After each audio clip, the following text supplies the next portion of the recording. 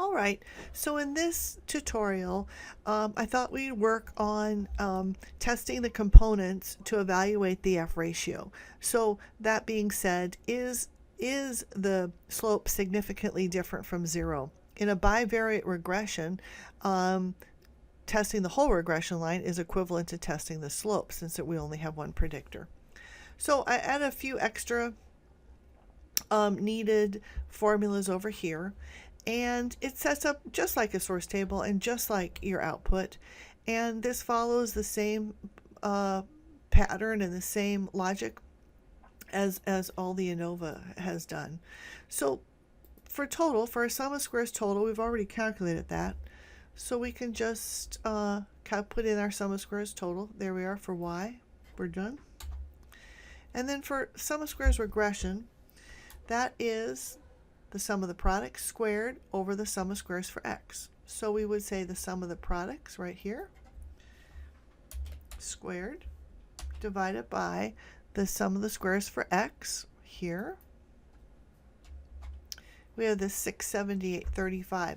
As a note, scroll back in your notes and note that the formula for the sum of squares for linear regression is really similar to the sum of squares, or to the formula for the slope. The only difference is we square the top in the sum of squares linear regression and we don't for the slope. So do be aware of that. Then to get to the residual, we just subtract. Okay. Degrees of freedom.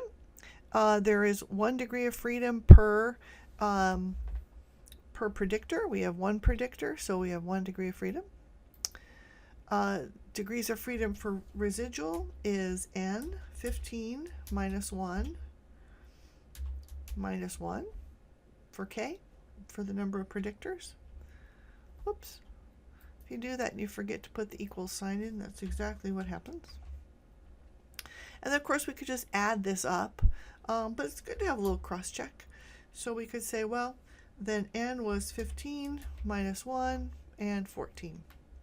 So the mean square is, this is almost silly, but I'll do it. I'll divide it by the degrees of freedom, so that's 1. The mean square for the residual, the error term, is the 482.58 divided by the 13. Again, this is a little compulsive of me probably, but I do like to clean up the decimal points. And then to calculate the F, it's the mean square regression over residual, as you've done 1,000 times in ANOVA, maybe 2,000. And we've got our F ratio, which we would evaluate with 1 and 13 degrees of freedom. So the F statement would be F with 1 and 13 degrees of freedom equals 18.27, and then P in this case is, we'd look it up of course, but P is less than 0.05. And then as an aside, or not as an aside, but to bring this back full circle, here's R.